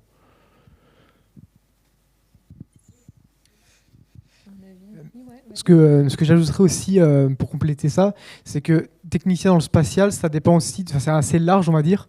Dans le spatial, on peut trouver, comme je l'ai dit tout à l'heure, plein de métiers. On peut avoir par exemple des techniciens dans tout ce qui va être les métiers de l'électronique. On va pouvoir avoir des personnes qui vont faire tout ce qui va être les bandes de mesure pour les tests. Donc c'est ça que je voulais dire tout à l'heure quand je disais qu'on pouvait faire technicien dans le spatial. C'est en gros, c'est comme faire ingénieur, c'est-à-dire on peut faire ingénieur en électronique, en structure, en matériaux, en propulsion. On va trouver pareil pour les techniciens, ça va être tout ce qui va être de l'ordre du test, de l'intégration, des mesures. Donc voilà, c'est ça que je veux dire, on n'a pas forcément d'école de techniciens en spatial, dans le sens systèmes spatiaux, mais on va trouver des techniciens dans tous les domaines du spatial, analogues aux ingénieurs. Et si je peux rajouter une chose, alors je ne connais pas assez la filière du spatial en études, mais nous en écologie, ce qu'on dit, c'est que en fait, tout ne passe pas non plus par les études. Du coup, je ne dis pas de ne pas faire d'études, je dis tout ne passe pas par les études, et en fait, ça passe souvent par des passions. Donc, à côté, il y a tout le côté associatif, tout le côté extra-périscolaire, en fait, qui compte. Alors, ça a déjà été dit, mais même dans les études, si vous voulez vraiment vous raccrocher au spatial, même si vous faites du droit, je conseillerais d'aller dans des associations du spatial pour développer le réseau. Parce que le réseau, c'est pas que l'école non plus. Exactement, la boucle est bouclée avec le premier panel. Est-ce que vous nous disiez sur les associations? Une toute dernière question alors. Une dernière question, je vais être rapide. Question qui va forcément m'intéresser en tant qu'ancien du commandement de l'espace, donc côté militaire. Vous parliez de la difficulté en Europe, justement, contrairement aux États-Unis, de pouvoir accéder à tout ce qui est le monde militaire, pouvoir proposer service côté militaire. Plus précisément, est-ce que c'est une difficulté à trouver la porte d'entrée, c'est-à-dire à qui s'adresser pour commencer le processus, ou plutôt, après avoir trouvé la porte d'entrée, ça devient labyrinthique et ça n'avance plus? Très bonne question. La porte d'entrée peut être difficile à trouver, mais quand on a eu la moitié du commandement de l'espace qui est venu en plusieurs visites, une bonne dizaine de fois dans nos locaux, on se dit qu'on finit par bien les connaître.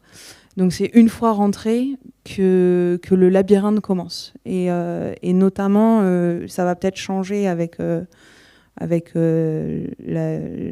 la situation géopolitique actuelle, mais disons que le commandement de l'espace et l'armée de l'air et de l'espace est quand même quelque chose d'assez nouveau. Et je pense qu'il y a aussi pas mal de maturité à avoir aussi au niveau des financements, notamment. Parce que c'est pas le fait c'est pas qu'ils veulent pas travailler avec nous, c'est qu'ils n'en ont pas les moyens. Et quand je dis moyens, c'est pas forcément que financier. Et ce sera le mot de la fin. On peut applaudir bien fort. Ok. Dernière. Bon, qu'est-ce que tu veux? Bonjour. Trop tard. Bonjour. Bonsoir, du coup, une dernière question. Est-ce qu'il faut retenir les ingénieurs français et les empêcher de partir aux États-Unis pour propulser la filière spatiale? Ou est-ce qu'il faut les laisser naviguer à leur bon vouloir? Et se former et revenir? Ouais.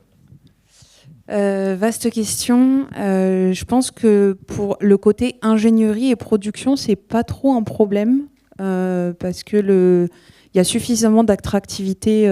Enfin, c'est mon avis personnel, hein, mais je trouve qu'il y a suffisamment d'attractivité en France et en Europe. Je pense que la question se pose pour la recherche en particulier. On a beaucoup de chercheurs qui partent avec toutes leurs connaissances à l'étranger. Parce qu'ils sont mieux accueillis à l'étranger et qu'ils y restent. Donc je ne pense pas que ce soit vraiment un problème dans le côté ingénierie, par contre peut-être dans le côté recherche. En fait, j'ai envie de dire c'est la situation géopolitique du moment qui décide. Moi, les dernières... là, en ce moment, les États-Unis, c'était plutôt l'inverse. Les chercheurs viennent en France, donc... Voilà, moi je connais des chercheurs espagnols qui sont venus faire la recherche sur Toulouse et inversement. C'est aussi les échanges internationaux. Donc je pense qu'il n'y a pas forcément de problématique pour l'instant. Chacun fait. Ok. Bien, merci. On passe à la Vous m'entendez partie regard de lycéen. Vous m'entendez? Oui, si tu rapproches. Bien, merci. Merci Sophie, merci aux intervenants. Alors, il y avait dans l'auditoire ce soir deux participants particuliers, donc un lycéen et une lycéenne, donc Ambre et Céliane. Alors, on a entendu beaucoup de choses et j'ai pris des notes. J'ai noté quelques mots-clés. On a parlé de passion, d'engagement, du sens qu'on donnait à l'engagement. On a parlé de valeurs, de start-up, d'applications infinies qui avaient un impact sur notre vie quotidienne. On a parlé d'un horizon qui s'élargit sur le spatial. On a parlé de new space, de start-up. Mais on a aussi parlé de militaire, de pollution, de dualité, d'Europe, de financement, de labyrinthe. Donc la question que moi j'aurais envie de poser à Célian et à Ambre, c'est d'abord de vous présenter rapidement et ensuite de dire ce que ça vous a inspiré, toutes ces discussions, et si vous avez, d'abord appris, si vous avez été intéressé, et si ça conforte votre engagement, si vous avez un engagement pour aller travailler dans le spatial. On a vu qu'il y avait une diversité de métiers infinie. Donc je vous laisse la parole. Merci. Du coup, on est lycéens tous les deux au lycée Pierre-Paul Riquet, qui est pas très loin d'ici. On est en terminale, plutôt scientifique, nous deux. On fait également une option qui s'appelle le parcours espace, qui est spécifique au lycée Pierre-Paul Riquet. Donc on a des conférences, des activités autour de l'espace. On a aussi fait un voyage en Suède par rapport à l'espace. Donc ça, c'était cool. Aujourd'hui, c'est vrai que ce soir, du coup, on a appris pas mal de choses par rapport aux opportunités de l'espace. Après, personnellement, l'espace, c'est pas forcément le domaine qui m'intéresse le plus, mais c'est très intéressant. Il y a pas de... Mais je sais pas si j'en ferai mon métier, et je crois que c'est un peu le cas pour Ambre aussi. Bonjour. Donc, je suis très contente d'être venue ici. J'ai appris plein de choses. Moi, je me lance, je pense, plutôt dans le côté médecine.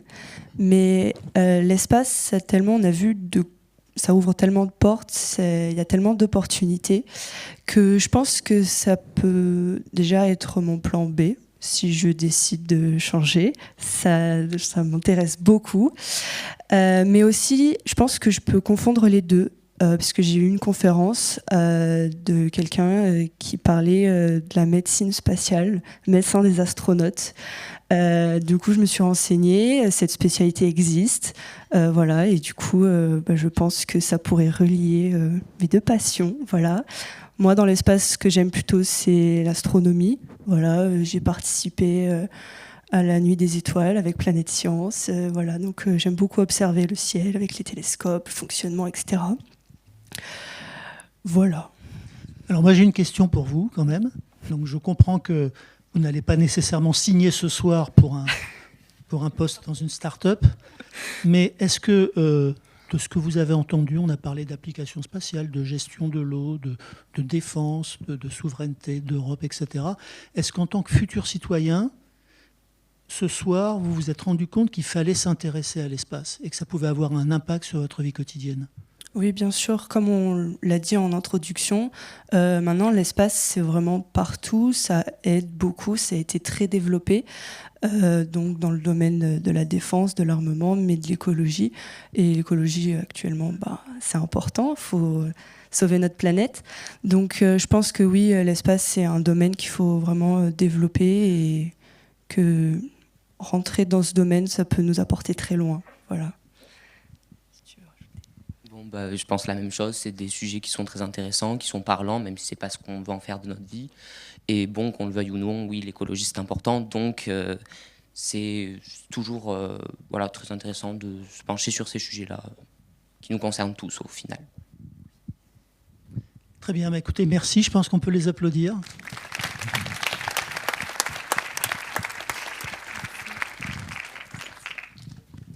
Donc je vais inviter Magali. Magali, toi aussi, tu as écouté, peut-être avec une oreille un peu plus avertie que nos deux jeunes lycéens. Est-ce que tu peux essayer de conclure et de nous dire ce que tu as appris ce soir ? En fait, il n'y a pas de conclusion, je dirais, parce que c'était un grand débat. Très intéressant. Ce que je retiens, moi, c'est déjà qu'il y a beaucoup de passion, beaucoup d'engagement déjà, donc on n'a pas à vous convaincre, vous êtes tous convaincus. Il y a quand même quelque chose que je voudrais partager avec vous, et peut-être que moi je le perçois de façon très vive parce que j'ai une longue carrière derrière moi et que vous ne le sentez pas encore. C'est que le spatial, j'ai essayé de vous le dire, mais ça a un poids très important au niveau de l'économie de votre pays, au niveau de la sécurité de votre pays. Alors même si certains ont un peu de réticence avec tout ce qui ressemble un peu à la défense, mais pensez que c'est extrêmement important qu'on trouve les bonnes solutions pour augmenter la sécurité des citoyens sur la planète. Et puis aussi, vous en avez parlé sur tout ce qui est, je dirais, la durabilité, ce qu'on appelle la durabilité de la planète. Vous avez aussi un rôle extrêmement important à jouer. Bon, maintenant, vous allez me dire, je vous saoule avec Starlink, mais quand même, je crois qu'il faut qu'on ne parte pas d'ici sans se rappeler dans la situation dans laquelle nous sommes précisément en ce moment. Alors, j'ai juste relu les chiffres avant de venir parce qu'ils bougent tellement vite qu'on est toujours obligé de regarder les derniers. Donc, vous vous rendez compte qu'en moins de 6 ans, SpaceX a lancé plus de 8000 satellites Starlink. 8000. Et donc, dans 5 jours, SpaceX lancera le 243e lot de 20 satellites. 243e. Et ce lancement, ça sera le 5e du mois de mars 2025 de Starlink. Donc, vous voyez qu'il se passe quelque chose quand même d'extrêmement fort, impactant au niveau mondial. Et pour moi, c'est une espèce de vitesse vertigineuse par rapport à ce que nous avons connu, dans lequel on voit le spatial se développer. Encore une fois, avec toute l'importance qu'il a pour la vie sur Terre. Encore une fois, en termes économiques, en termes de souveraineté et en termes de durabilité de cette planète. Donc tout ça, il faut le garder en mémoire. Et donc, je ne veux pas vous dire ça pour vous décourager. D'abord, vous êtes enthousiaste et c'est tant mieux. Et vous n'allez pas être découragé parce que je vous dis ça. Mais au contraire, pour vous essayer de vous remonter, si je puis dire, au maximum et d'essayer de vous dire, vous êtes jeune, vous avez l'avenir devant vous. Certains l'ont dit, c'est pas très grave si on se plante une première fois, on peut rebondir, etc. Donc, c'est le moment de le faire. Il faut se définir des objectifs ambitieux. Malgré l'environnement qui est quand même challenging, comme on pourrait au minimum, il faut se définir des objectifs ambitieux pour soi, pour son projet, pour sa société, s'y accrocher, avancer, encore avancer, et regarder loin devant. Donc, pour moi, s'engager dans le secteur spatial aujourd'hui, c'est vraiment la garantie d'une aventure passionnante pour chacun de vous, mais c'est aussi la possibilité d'agir et de construire de nouvelles solutions pour vos concitoyens, tout en apportant de la croissance économique et de l'économie durable, justement, et plus de sécurité. Alors, je dirais que le mot de la conclusion, pour moi, c'est simple. Vous avez raison, il faut y aller. Voilà, bravo et allez-y.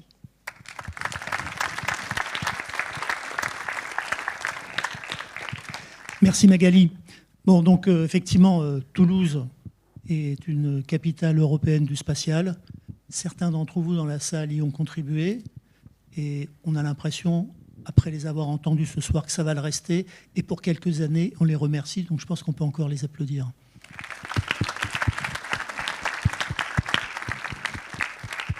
Alors, la conférence arrive à sa fin. Je voudrais juste dire quelques mots. Le premier, c'est qu'on remercie Hervé Schindler qui a gravé dans le marbre c'est très moderne, les meetings de cette conférence. Donc je vous invite à aller jeter un coup d'œil là sur ce qu'on appelle le scribing ou le dessin de la conférence. Je voudrais remercier d'abord les intervenants qui sont exprimés sur scène. Vous avez vu les photos de fond d'écran sur les planches. C'est les photos qui sont issues du concours photo jeunes, rubrique jeunes. Donc toutes ces photos ont été prises par des jeunes de 8 à 17 ans. Donc je voudrais les remercier les techniciens de la Cité de l'Espace, sans qui cette conférence aurait été tout simplement impossible. Votre participation, il y a eu beaucoup de questions. Philippe me disait qu'il y en a encore, on n'a pas pu toutes les clore, mais vous avez la possibilité, et ce sera mon dernier mot, quand vous sortez, ne vous précipitez pas au parking, vous pouvez encore poser des questions. Les startups et les associations et les entreprises qui sont là ont monté un petit stand et seront heureuses d'écrire plus en détail leur activité passionnante et de répondre à vos questions. Catherine, ai-je oublié quelque chose?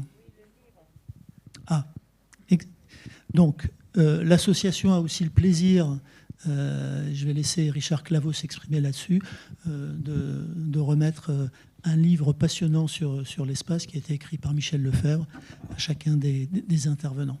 Voilà. Je vous souhaite une bonne soirée. Faites une halte dans le hall. Posez des questions, renseignez-vous, c'est passionnant.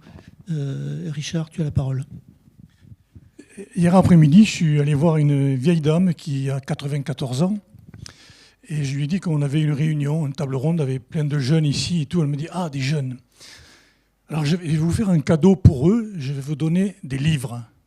Ces livres, c'est son mari qui raconte l'histoire de son mari qui s'appelait Michel Lefebvre et qui est décédé en 2019.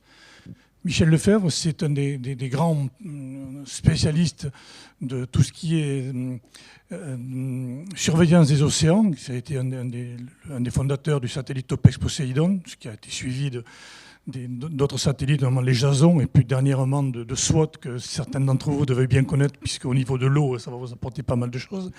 Et il a une particularité, Michel, c'est qu'il a passé une partie de sa vie, il était ingénieur au CNES, il a passé une partie de sa vie à susciter des vocations. Il allait toujours dans les collèges, dans les lycées, dans les rencontres. Et il y a énormément de gens aujourd'hui qui sont à des postes importants du spatial, qui sont venus là parce qu'ils ont assisté à des tables rondes et des conférences comme celle de ce soir. Il y a une étincelle qui a jailli et ils ont fait le choix de venir dans le spatial. Donc vous lirez ce livre, ça raconte l'histoire de ce monsieur qui était aussi capitaine au long cours, c'était un marin, passionné de littérature. Il a fait notamment, j'ai édité un livre pour lui qui raconte tous les océans, ça s'appelle Océanez-vous. Donc une personne qui était cultivée, qui s'intéressait à tout, qui était toujours à la recherche de nouveaux projets, de nouveaux rencontres. C'est grâce à des personnes comme ça qu'on a commencé les premières coopérations entre la France et les États-Unis, notamment avec Topec, et qui continuent aujourd'hui. Et c'est important de se dire que cette coopération qui est née il y a très longtemps, il y a 30 ou 40 ans, il faut qu'elle continue. Nous devons continuer ces projets. Aujourd'hui, il y a des tas de problèmes qui se posent, que vous avez signalés, sur notamment les entreprises, la recherche, les chercheurs aux États-Unis. Nous devons garder le contact avec tous ces chercheurs.